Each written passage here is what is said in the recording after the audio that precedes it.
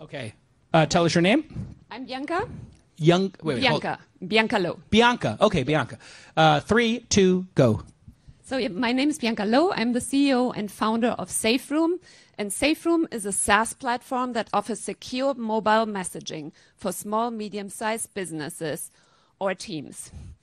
And I want to start with a use case. So we created a test account for your company, actually, for your team buddies, for your team buddies, your investor friends, and some of your portfolio companies.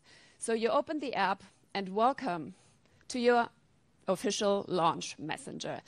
So you immediately love it because you see your company logo. Everybody else sees it too. And it is your personalized end-to-end encrypted messenger that works just as easy as your iMessage. So no new learning or behavior really needs to be created. So Jason, we know that you are a no bullshit type of guy. You like to be direct, you like to be bold, but maybe sometimes you want to say things off the record. So here you're talking to Mike, the CEO of one of your new portfolio companies, and you are furious about the metrics that he just shared with you. So you invite him to the SafeRoom, and which is like the off-the-record chat. So here you can say everything you want, and nothing will ever be stored on servers or devices, not even momentarily. So the moment you're done, you hit leave room, and everything is purged, it's gone. So our mission is to give companies peace of mind about their data. And so we also provide them with a powerful admin tool. In terms of traction to date, we put out the company a closed beta version of SafeRoom. We've sold it to 13 companies in 3 countries. We generated the first 35K ARR. And the next step would be to launch Android and get the platform ready for scale. So we're SafeRoom. We stand for Trusted Smart Communication, and our goal is to become WhatsApp for businesses that value privacy and security. Thank you. Okay, well done. Certainly, we have the most entertaining pitch. Always dangerous to use like your subject as the subject of your presentation, but you pulled it off here. It was great. Okay. Thank you. Why don't you give some feedback? I really like this product. I think people are increasingly concerned about their privacy and concerned about private conversations. I used to have private conversations on Facebook Messenger and just, turn on the private room. I don't necessarily trust that. Yeah, you shouldn't. Anymore. Yeah. I've also used Snapchat for those private conversations.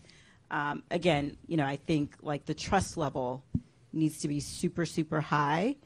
And, the focus on privacy is good in this business. How long does it take you to sell into a customer, a B2B customer? Yeah, so the companies that are customers right now, they are like, of course, companies we know are people or companies that we've been referred to. So interestingly, it has been a pretty quick sale. Because people, they just love seeing their own logo there. They love having the control. They love not having to use the consumer apps, because we see a lot of companies out there using instant messaging or WhatsApp, and they're using that more and more for businesses. Signal, but they're all consumer apps. They're not really made for businesses. You can just download them. And here, it's just a professional made-for-business tool. It's instant messaging as you know it. So also different to Slack, of course, where it's an open collaboration platform, which is great. But this is really for companies who have a lot of confidential and private things to say, and they don't want to use those kind of platforms. And today, there are like not really viable tools in the market, especially when it comes to small, medium-sized numbers teams. are you seeing so far with your existing customers? So right now, 7 of the companies, they're active right now. As I said, Android is not out yet. So of course, if you have one Android user, then it doesn't really work. So hopefully we're going to get that out soon. But we have so far 70 people using it per day. And hopefully those numbers will go up once SaaS. How much is it per user per month? Well, it's a yearly subscription model. So we have a 3-tier-based pricing model. First one is up to 10 people. You pay $1,500 per year. And the next tier would be up to 50 people, where you pay about $3,000 per year. Is that how people want to pay? They want to pay per year up front for like a block of users, or do you think the Slack model where you pay for what you use is the better model? Of course, we need to still experiment with pricing, but that's the pricing model that we have been using so far, also to get money up front, because with the Slack model, you can use the platform for free for some time. So we said, like, since right now we're also, so all the setups of the company is still a manual process, so we get the companies to I get it. Yeah. Yeah. Okay. To pay up front. Yeah, Thank because you. it's manual and everything. So, Yeah. I think that's a good answer, by the way. Like, if you're going to go against the industry standard pricing model, you should have a good, well thought out reason, because it's going to happen in the marketplace that people are going to say, well, this is the way I pay for Slack. I pay only for what I use in monthly. Why would I pay you up front? What if I stop using it? So when they say, what happens when I stop using it if I kick it out of my company in 3 months because the new CEO doesn't want to use it, do they get a refund for the other 75% or no? Well, so far that hasn't happened, and we still have to see it. But so far, it's. Is there anything in the contract though for the service agreement? So we want to give a 30-day trial period to the companies in the beginning, so they can check it out, and when they like it, they just pay for the year.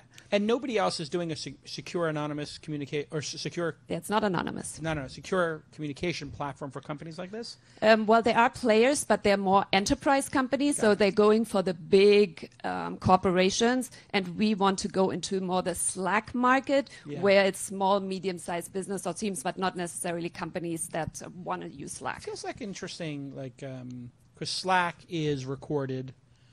Slack is on their servers, and there's been this big discussion in Silicon Valley, like, what will happen when Slack is eventually hacked? Like, if Slack gets hacked, oh my God, can you imagine the conversations occurring on Slack between individuals about competitors and all this kind of stuff? Like, that is a ticking time bomb. Yes, Slack is great, but if you have confidential things to say, you shouldn't put it on Slack, because there are a lot of vulnerabilities, especially when it comes to security. Okay, let's give her a big round of applause. Okay. Well done. Thank you.